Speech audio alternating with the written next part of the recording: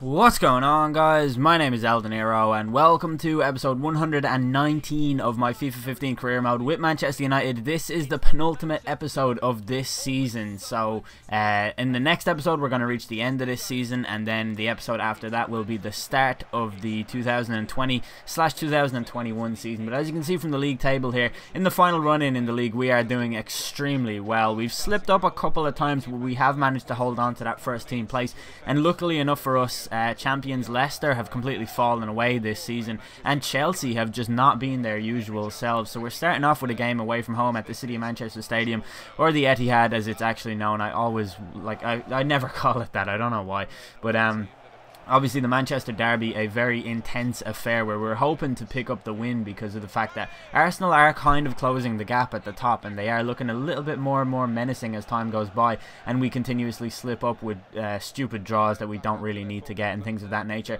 But in the 18th minute of the game, Villalba plays the ball out to Luke Shaw, who has a look over and finds Memphis Depay on the overlap, who uses a nice bit of skill to get round Vincent Kompany, and he finds the back of the net with his left foot to give us an unlikely lead in the 19th minute with our very first attack of the game. And a few people have told me to change his squad number.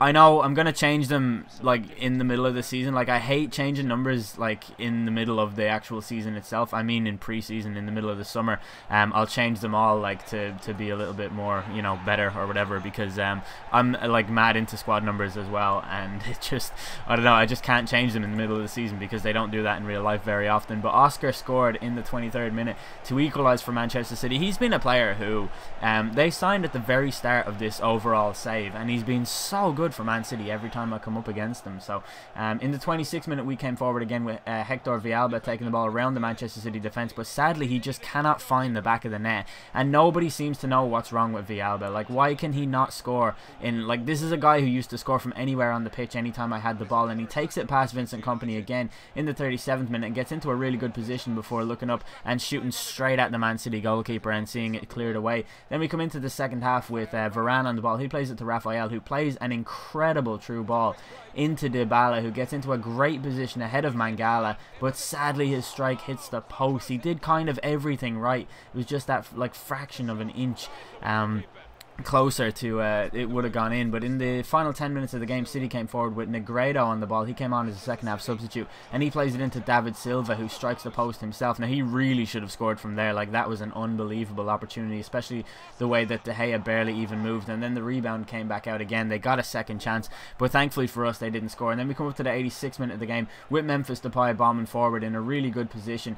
He goes for the cross into Villalba, but it's deflected, and it almost caused a problem for the Man City goalkeeper. But the game ends in a 1-1 draw, which isn't really good enough. Like, we were looking to win that game, but we do have a lot of winnable fixtures up until the end of the season, including this match against Fulham. No disrespect to them, but we tend to do pretty well against Fulham. This is at Old Trafford as well, and this is how the league table currently looks. With 3 games to go, we're 3 points ahead of Arsenal, so a loss here would still pretty much leave us top because of the fact that our goal difference is so superior to Arsenal's, and it's unlikely that they would win a game like 9-0 or 8-0 or anything like that. But we've got Jeffrey Schlupp back in the left back position for this game, and then Shirley Depay and Wayne Rooney making up the 3 behind Javier Hernandez, with Fulham playing Ross McCormack and Woodrow up front as they always do. Like, their team doesn't change an awful lot. That Hutchinson guy is always in defence. I must actually scout him and see how good he comes out in this game, because I don't actually know.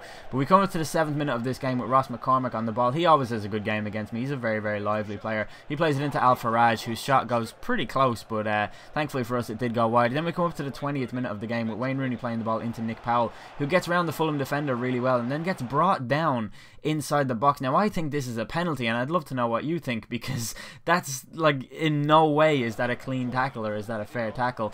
But we come up to just around the 26th minute of the game with Woodrow on the ball as he takes on the Manchester United defence. He plays it into Roberts, whose strike is saved, and then Tunnicliffe gets a really close range shot that was saved with a great reflex save from David De Gea. I think that's his real strength in this game, David De Gea, is his ability to save things at close range with really, really short notice, and it's pretty impressive from him. But in the 27th minute, Fulham just continue their move. They try and keep their chance alive. We do eventually manage to clear it, and move on. We come up to the 45th minute of the game with Wayne Rooney on the ball, bombing forward. He plays it into Javier Hernandez, who does really well to get around the defender and goes for the strike, but it's saved and parried away by the goalkeeper. Then we come up to around just before the hour mark with Wayne Rooney on the ball, playing it into Schürrle, who hits it on the volley, and the goalkeeper punches it out, and it's cleared by the right back just to make sure it went out for a corner kick.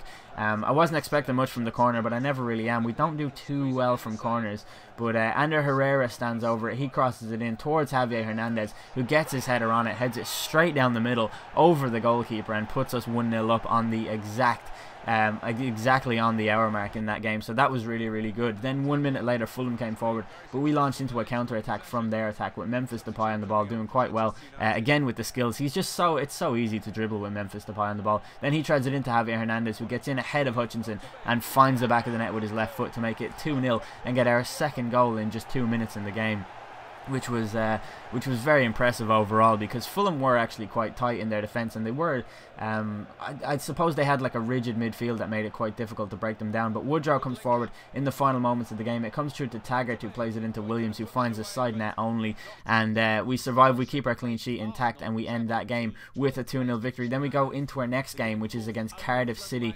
This is at their stadium, and this is how the league table looks. So a victory here would be, I think, a victory here would pretty much render it impossible for Arsenal to catch up with us unless they were to score an awful lot of goals and we were to lose our final game of the season.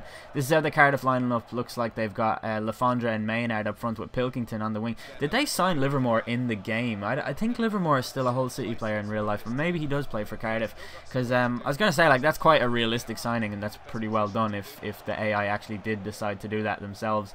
But Livermore on the ball in the 6th minute approaches the goal. Cardiff, like, they're always like bottom of the league. Like, they always get relegated and come back up, but they're always immensely difficult to play against, or else they're ridiculously easy. Do you know what I mean? Like, they're either or. Like, they're complete opposite ends of the spectrum every single time. They're never just a game that you play. Like, they make it really, really difficult, or else you score a hat-trick with Wilfried Zaha at Leicester City. I don't know. But Jared Romeo comes forward in the 10th minute and goes so close to giving us the lead, but their goalkeeper pulled off a really, really good save there to keep their chance alive. Then on the half-hour mark, Cardiff City come forward with Lafondra on the ball. He gets dispossessed by, I think that was Chris Smalling in there, and we launch into a counter-attack with Dybala feeding the ball into his fellow Argentinian Hector Villalba, who gets into a really good position thanks to some nice footwork and actually manages to find the back of the net for the first time in 150 years of football. Hector Villalba has finally scored and broken that, or ended that unbelievable goal drought that he was on.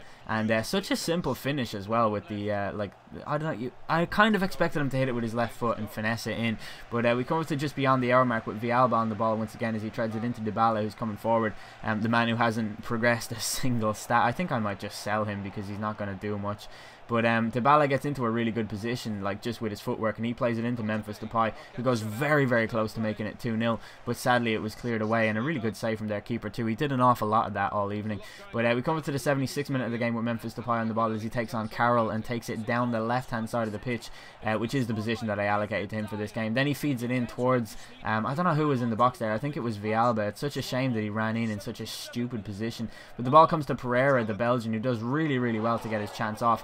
But sadly his shot went wide and he doesn't get to add to his goal tally, which started, I think, 2 episodes ago. He scored a goal, which was completely unexpected. But Cardiff came forward, and the final 10 minutes of the game were so difficult because of Cardiff's aggression going forward, and Turner gets into a really good position on the left hand side of the pitch, and he plays it in towards, I think that was Maynard inside, who got his header off, but it was just wide, thankfully enough for us. Then they got a corner kick in the 89th minute of the game with Pilkington on the ball. He swings it outwards towards Makeda. De Gea goes up, doesn't really get the header on it. Ekram keeps it alive and plays it to Kala before receiving the ball once again on the edge of the area, and Cardiff just go for a kind of a patient passing move on the edge of the United box with Jake Livermore on the ball, getting into a great position. He plays it into Federico Makeda, who thankfully for us didn't manage to get a goal against his former club. But it didn't really matter in the end because Cardiff couldn't really do anything going forward. We keep yet another clean sheet, and as we come out of that game, the league table looks like this.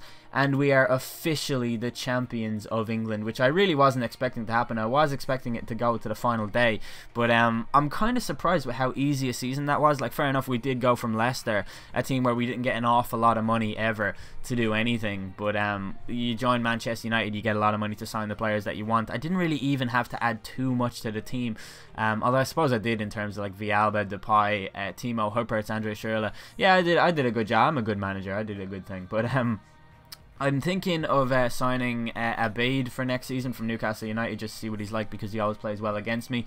Plus, I did read in the news on the game that he hasn't signed a contract extension with them or something, but I don't know if that'll actually make any difference to my ability to sign him or not.